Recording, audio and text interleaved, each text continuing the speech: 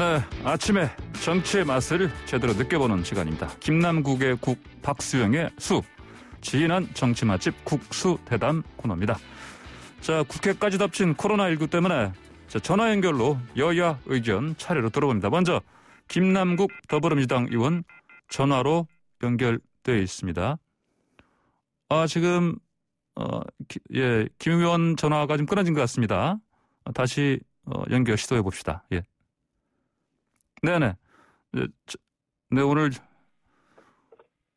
여러 번 지금 전화 연결 상태가 고르지 못합니다. 다시 한번 청취자 여러분께 이 상황 관련해서 사과드립니다. 김 의원님. 네, 안녕하세요. 안산 단원을 김남국입니다. 예, 스튜디오 계속 나오시다가 전화로 하다 보니까 이게 자꾸 변수가 생기네요. 네, 요즘 온라인 조금 잘 연결이 안 된 것 같아요. 예. 자, 먼저 이 얘기부터 좀 여쭙겠습니다. 안철수 국민의당 대표가 서울시장 출마 선언했습니다. 갑작스러운 소식이었습니까? 네, 좀 상당히 의외의 출마라고 좀 생각을 했는데요. 예. 네, 안철수 대표님께서 불과 며칠 전까지만 하더라도 절대 출마하지 않겠다라고 여러 차례 말씀을 했었고요. 예. 실제 저도 여의도에서 이제 국민의힘 의원님들을 만나 뵀을 때 너무 이렇게 결심이 단단하고 단호해서 네. 설득이 좀 안 된다라는 그런 이야기를 들었었는데 조금 한 1, 2주 사이에 갑작스럽게 좀 이제 결정이 바뀌었다라는 그런 생각이 들고요. 예. 저도 이제 관심을 가지고 안철수 대표님께서 출마 해변을 뭐라고 이야기를 하실까 결심을 바꾸게 된 계기가 무엇인가 좀 들여다봤었는데요. 예. 가장 큰 이유는 문재인 정부를 견제하겠다라는 이유가 가장 큰 것 같습니다. 그런데 예. 이 반문연대라고 하는 것은 안철수 대표님께서 몇 개월 동안 반문연대로는 안 된다, 성공할 수 없다라고 했기 때문에 요거를 좀 이유를 그런 결심을 바꾸게 된 이유로는 좀 받아들이기 좀 납득하기 좀 어렵다라는 그런 생각을 했고요. 예. 또 이제 이게 서울시장을 출마를 하는 것이기 때문에 서울시에 대한 어떤 민생과 서울시 천만 도시가 가지고 있는 발전 방향 이런 것들에 대한 좀 이야기가 있어야 되는데 그런 이야기가 좀 부족하고 대선을 위해서 꼭 서울시장 후보를 이번에 이겨야 된다라는 약간의 어떻게 보면 정치 평론가들이 할 이야기를 좀 하는 것 아닌가라는 생각이 들어서 조금 그런 점이 아쉬웠습니다. 그러니까 별로 준비가 안 된 상태에서 출마 선언했다 이렇게 보시는군요. 명분이라던가 이런 부분에 대한 설득하기 위한 서울 시민을 위한 메시지가 있어야 되는데 그런 부분에 있어서 좀 부족했다라는 생각이 들고요. 아마 이제 갑작스럽게 결심을 바꾸셨던 것으로 보이기 때문에 좀 더 서울시에 대한 미래 비전을 미래 비전이라든가 아니면 구체적 정책을 좀 가다듬을 필요는 있다라고 생각이 됩니다. 예, 알겠습니다. 그래서 이제 민주당 측에서는 이게 사실 대선 출마를 위한 꼼수 아니냐 이런 식으로 평가절하는 목소리도 들립니다.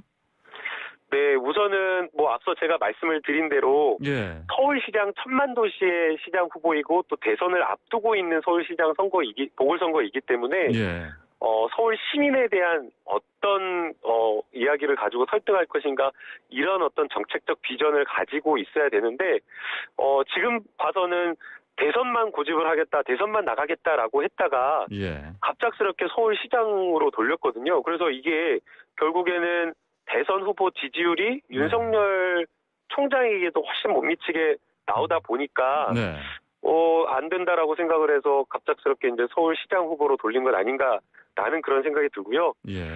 그래서 이제 좀 민생에 대한 구체적인 어떤 정책이 좀 나왔으면 좋겠다라는 생각이 들고요.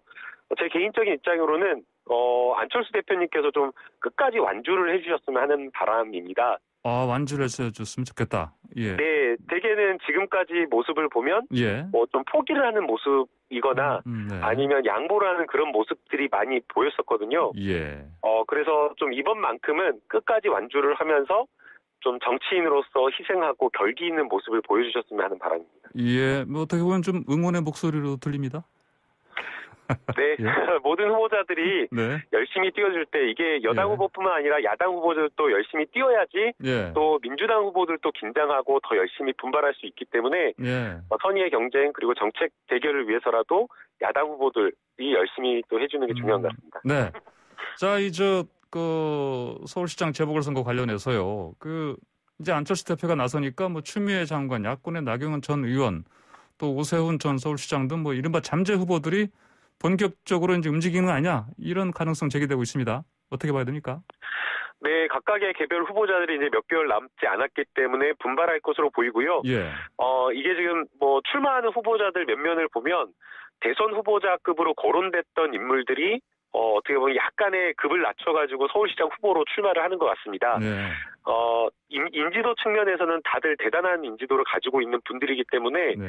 이번에 결정적으로 중요한 거는 후보자의 어떤 인지도도 중요하겠지만 그것보다는 지금 현재 상황이 코로나19로 경제가 매우 어렵기 때문에 인물적 경쟁력보다는 민생을 어떻게 챙기고 그리고 서울시 지금 굉장히 부동산 가격이 급등해가지고 많은 시민들이 정말 전세 구하기도 어렵다라고 이야기를 하고 있기 때문에 예. 이런 어떤 부동산 정책 어떻게 가져갈지 이런 부분에 대한 고민이 좀 더 있어야 될 것 같습니다. 예, 그 안철수 대표가 기자회견에서 뭐 단일화하자 야권 이렇게 얘기를 했습니다. 근데 이제 국민의힘 야당 쪽에서는 사실 뭐 단일화 자체에 대한 필요성은 뭐 인정을 하고 있지만 이 어떤 방식으로 과연 만약에 이제 연대를 한다면은 그 안 대표가 뭐 입당을 해서 할 건지 아니면 나중에 뭐 순차적으로 경선을 통해서 이렇게 최종 후보자를 뭐 결정할 건지 이런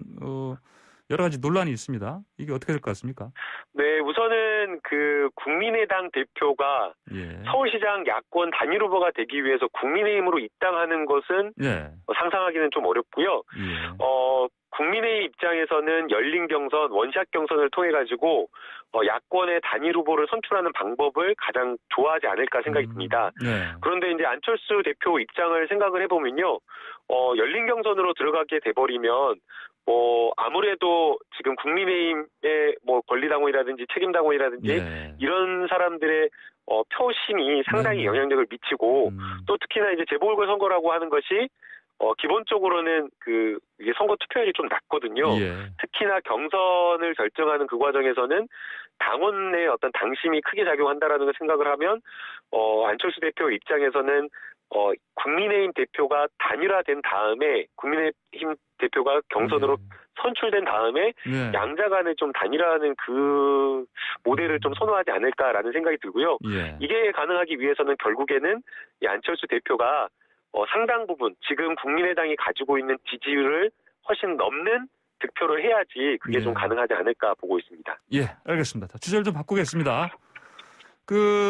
이제 저번에 통과된 대북전단 금지법 이 관련해서 뭐 미국 의회가 우려 표명했다. 또 다른 나라들도 이거는 뭐 표현의 자유를 뭐 막는 것이다. 이런 식으로 얘기를 하고 있는데 이거에 대해서 이제 뭐 이낙연 대표께서 유감 표명했습니다. 뭐 지나친 내정 간섭이다. 뭐 미국에서는 대북 전단법으로 근데 뭐 청문회까지 추진한다 이런 얘기 나오는데 이렇게 파장이 커지는 상황 이게 왜 그렇다고 보십니까? 저는 우리 정부가 좀 더 적극적으로 국제사회를 향해서 대응을 좀 해야 된다라고 생각이 드는데요. 이게 대북전단 금지법이 표현의 자유를 제한하는 법률이 아니라 정말 접경지대에 있는 우리 국민의 생명과 안전을 위한 최소한의 조치를 담은 법률이다라는 것을 좀 잘 설명할 필요가 있는 것 같습니다.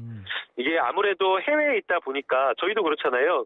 외신을 아무리 듣는다고 하더라도 그 해외에 있는 나라의 상황을 정확하게 이해하기가 어려운데 역시 미국이나 유럽 이런 국가들도 우리나라 접경지대 주민의 안전과 생명이 얼마나 위협받고 있는지 정확히 잘 좀 모르는 것 같습니다. 그래서 이런 부분에 대한 것을 좀 충분하게 설명하고 또 법률에 대한 평가도 정확하게 알릴 필요가 있다고 보이는데요. 제가 이제 외국인들 많이 알지는 못하는데 해외에 나가 있는 우리 국민들과 다른 외국인들 좀 이야기를 들어보면 이게 아예 북한을 상대로 한 인권운동 전체를 제한하는 것처럼 이해를 하시는 분들이 있더라고요. 그런 것이 아니라 이것은 접경지대에서의 대북 전단 살포, 정말 최소한의 필요 최소한 조치에 그치는 그 제한이라는 것을 좀 잘 알릴 필요가 있다라고 생각이 들고요. 그리고 또 이제 무엇보다 이게 과연 대북 전단이 북한 인권 개선에 도움이 되는지도 국제사회에게 좀 잘 알릴 필요가 있는 것 같습니다. 이게 대북전단 살포하는 시민사회 단체에서도 이게 그냥 인권운동이 아니라 오히려 대북전단이 돈벌이 수단에 그치는 것이 많다. 그리고 접경지대 주민을 보호하는 것보다는 무력 충돌을 일으켜가지고 굉장히 주민의 생명과 안전을 침해한다라고 이렇게 보고 있기 때문에 예. 이런 부분을 좀 적극적으로 알릴 필요가 있다라고 생각이 들고요. 제가 이제 이 법안을 통과시키면서 이런 좀 고민을 했습니다. 예. 북한 인권 개선 운동이라고 하는데 그 조악한 그 삐라같이 전단지에 막 김정은 폄훼하는 그런 메시지를 날리는 게 과연 북한 인권 운동에 도움이 될 것인지 아니면 그게 아니라 정말 잘 만든 뭐 사랑의 불시착이라고 하는 드라마라고 하던가요? 드라마라든가 아니면 우리 K-팝 같은 문화를 알려가지고 북한의 여러 가지 우리의 상황을 알리는 것이 더 좋을지 이런 점에 있어서 한번 좀 고민이 필요하지 않나라는 생각을 해봤습니다. 네. 이번 대북 전단 금지법에 대해서 정확한 그 취지, 내용을 국제사회에 정확히 알리는 게 필요하다 이런 말씀하셨습니다. 자, 주제를 좀 바꾸겠습니다. 그 코로나19 관련해서요. 지금 거리두기 3단계 격상, 뭐 전문가들은 진작부터 빨리 올려야 한다 이런 얘기를 하고 있는데 뭐 정부는 신중한 태도를 보이고 있는 게 맞습니다. 근데 이제 이거 관련해서 국민의힘 쪽에서는 이제 뭐 국민에게 3단계 격상 결정을 뭐 떠넘기겠다고 비판하고 있습니다. 이 비판 좀 일리가 있다고 보십니까? 네, 이제 일부 많은 이제 국민들께서 2.5단계 이런 상태가 계속 되고 있는데 확진자 숫자가 크게 이제 확 대폭 줄어들지 않고 있기 때문에 사회적 거리두기 단계를 격상시켜야 되는 것 아니냐라는 지적을 좀 하고 계신 것 같고요. 실제 또 이 사회적 거리두기 3단계 격상 시기를 놓치게 돼버리면 나중에 하더라도 이제 효과가 없을 수 있기 때문에 그런 부분에 대한 고민이 있는 것 같습니다.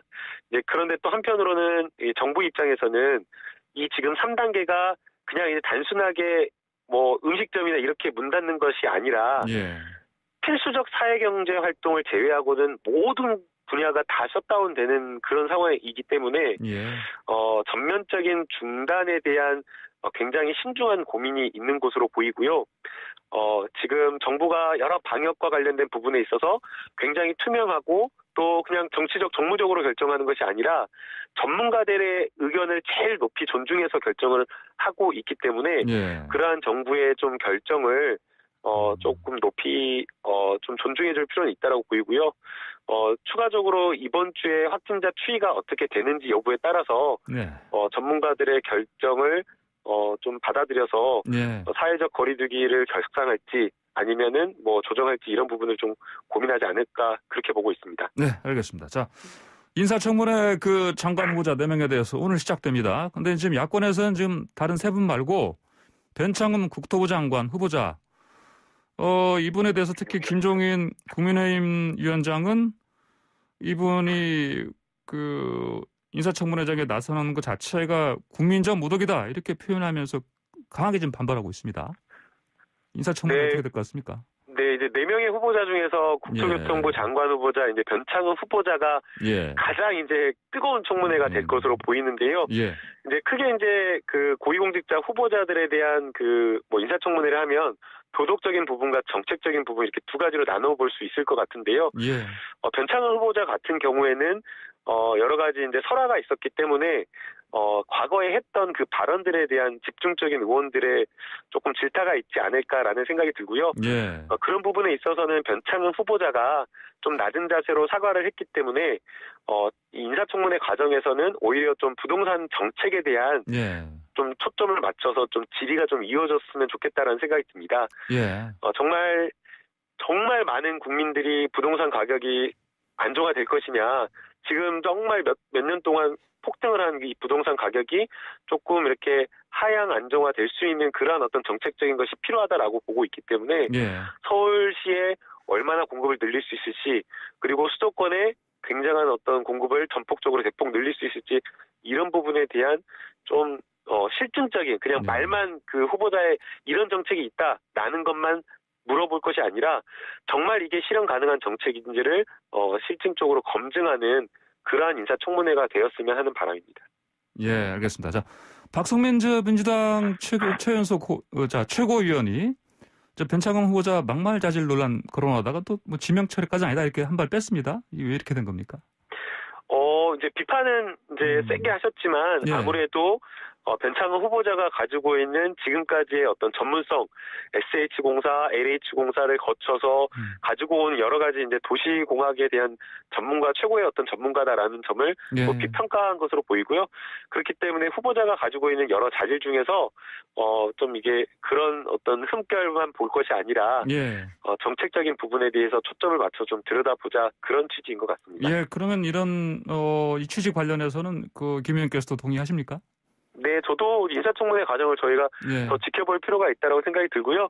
지금 가지고 있는 여러 가지 후보자들이 내놓은 정책들이 있기 때문에 또 특히나 이제 서울시에 고밀도로 개발할 수 있는 그런 곳을 개발해서 공급을 늘리겠다라고 하는 정책은 저도 굉장히 신선하게 보였습니다. 그래서 이 부분이 실제 가능한 정책인지 그러한 것을 좀 인사청문회 과정에서 좀 따져 물었으면 좋겠습니다. 예, 알겠습니다. 자, 윤석열 검찰총장 지금 집행정지 이거 판단한 법원 신문 오늘 열리는데 어떻게 예상하십니까? 네, 이제 여러 가지 쟁점이 있을 것으로 보이는데요. 크게 두 가지 쟁점으로 보입니다. 첫 번째는 절차적인 어떤 부분이 잘 지켜졌는지 여부인데요. 이 부분에 있어서는 징계위원회가 정말 윤석열 총장이 가지고 있는 방어권을 실질적으로 보장해 주려고 노력했고, 형사재판처럼 모든 절차를, 심지어는 증인까지 채택해 가면서 진행을 했기 때문에 절차적인 문제는 없을 것으로 보이고요. 이제 그 다음에는 회복할 수 없는 손해가 있느냐, 이 부분이 두 번째 쟁점인 것 같습니다. 근데 이 부분에 대해서도 윤석열 총장이 가지고 있는 남은 임기, 그리고 정직 2개월이라고 하는 양정을 이렇게 평가를 했을 때에는 크게 이제 문제되지는 않을 거라고 생각이 들고요. 그래서 이제 저는 조심스럽게 징계권자인 인사권자의 이 징계 결정을 법원이 좀 존중하는 취지의 결정을 할 것으로 예상을 하고 있습니다. 예, 김남국 의원께서는 저번과는 좀 상황이 다르다. 이번엔 특히 징계권자, 인사권자의 의중, 취지가 좀 더 반영될 것으로 조심스럽게 내다보신다. 그럼 결국은 윤 총장의 요청은 기각된다. 이렇게 봐야 되겠네요. 네, 그렇게 저는 조심스럽게 예상하고 있습니다. 예, 알겠습니다. 자, 이거 참 최근에 좀 약간 논란이 된 게 하나 있는데 이거 좀 여쭤볼게요. 김남국 의원께서 지난번 낙태죄 폐지 공청회 관련해서 정의당 조혜민 대변인하고 전화 통화한 것 때문에 항의하셔가지고 좀 논란이 있었습니다. 요즘 조혜민 의원하고 좀 화해는 하셨습니까? 저 너무나 그게 억울한 상황이었는데요. 억울한 상황이었어요. 낙태죄 공청회와 관련되어서 제가 질문한 게 세 가지였습니다. 첫 번째 질문한 것은 정부의 낙태죄를 처벌하는 법안에 대해서 20대, 30대 여성이 가장 삶에 직접적으로 영향을 받기 때문에 20, 30대 여성의 의견이 존중돼야 된다라고 하면서 20, 30대 여성들은 이 정부 법안에 대해서 어떻게 평가하느냐라고 질문을 했고요. 그다음 두 번째는 과거의 낙태죄 같은 경우에는 여성만의 문제로 바라봤는데 그래서는 안 된다. 남성도 여기에 대해서 심각한 책임을 느껴야 된다. 제가 심각한 책임이라고 이렇게 표현을 했거든요. 그렇게 심각한 책임을 느껴야 되기 때문에 20, 30대 남성의 의견도 중요하다. 정부 법안에 대해서 어떤 의견을 가지고 있는지 아느냐라고 전문가에게 물었고요. 그다음 제가 이어지는 세 번째 질문은 과거에 저희가 이제 대학이나 학교에서 배울 때 낙태죄를 태아의 생명권과 여성의 자기결정권이 충돌하는 그 문제로 바라봤지만 그 문제를 넘어서서 만약 그렇게 봐버리면 사실 생명보다 중요한 가치가 없는 게 돼버리기 때문에 그렇게 바라볼 것이 아니라 이 낙태죄 문제는 여성의 자기결정권을 넘어서서 여성의 생존권이 달린 문제다라고 하면서 질문을 했었습니다. 그런데 이걸 가지고 정의당이 여성의 삶을 짓밟는 망언이다라고 해서 거기에 대해서 오해를 풀고자 전화를 한 것이었고요. 저는 그냥 당연히 책임 문제 있는 발언을 한 당사자에게 전화를 한 것인데 또 그걸 가지고 30대 여성에게 갑질을 했다는 식으로 여성 프레임을 가지고 나와서 정말 정의당으로서는 할 수 없는 발언을 했기 때문에 저는 거기에 대해서 문제 제기를 한 것이고요. 이걸 가지고 쟁점을 가지고 토론을 해야지 왜 그걸 가지고 엉뚱한 이야기를 한 것인지 좀 전 납득할 수가 없었습니다. 알겠습니다. 자, 김 의원님 오늘 말씀 여기까지 듣겠습니다. 네, 감사합니다. 네, 지금까지 김남국 더불어민주당 의원이었습니다.